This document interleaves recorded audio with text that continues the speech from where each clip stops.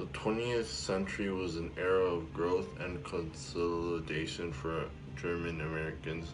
Their numbers increased, their finances stabilized, and Americans of German descent rose to positions of great powers and distinction. The new century, on the other hand, was an era of terrible failures for German American cultures, a catastrophic blow from which it has never fully recovered. With the outbreak of World War I, there had been a backlash in the United States against German culture. Anti-German fleeing crew grew across the state after the United States declared war on Germany in 1917, and German Americans' intuitions were attacked.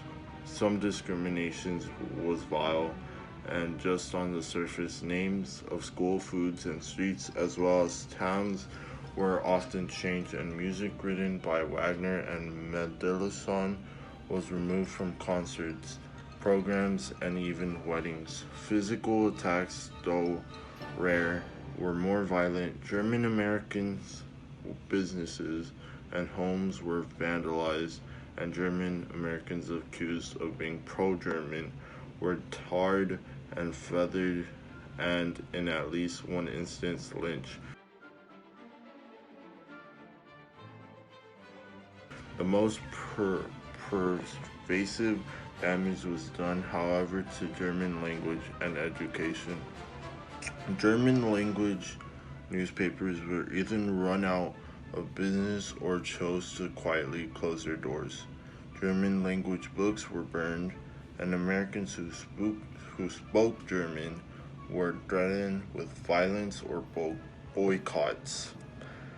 German language classes, until then a common part of public school curriculum, were discontinued and in many areas outlawed entirely.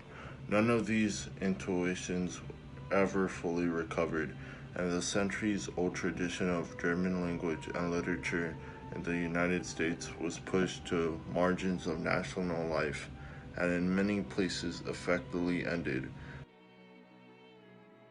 15 years later, the shadows of new war brought another surge in immigration when German Nazi Party came to power in 1933.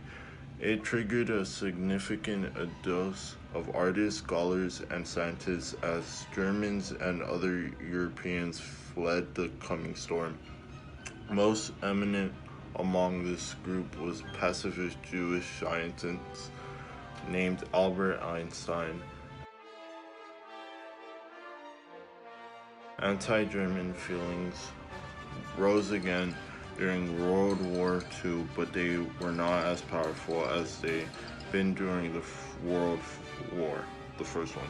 The loyalty of German Americans was not questioned, as for Lee, Dwight Eisenhower, a descendant of the Pennsylvania Dutch and future President of the United States, commanded U.S. troops in Europe. Two other German Americans, Admiral Chester Eisenhower, sided and played key roles in the struggle of Nazi Germany. World War II, industrial expansion and Americanization efforts reinforced the cultural assimilation of many German Americans. After the war, one more surge of German immigrants arrived in the United States as survivors of the conflict sought to escape its grim aftermath. These new arrivals were extremely diverse in their political viewpoints, their financial status, and their religious beliefs, and settled throughout the U.S.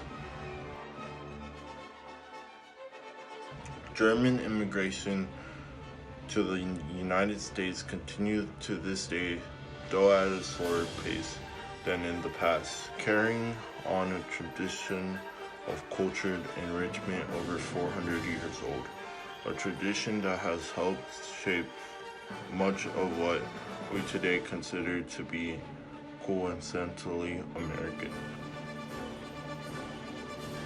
Admiral Chester Nimitz of the United States Navy and General Carl Spaatz of the Army Air Corps were by Eisenhower's side and played key roles in the struggle against Nazi Germany.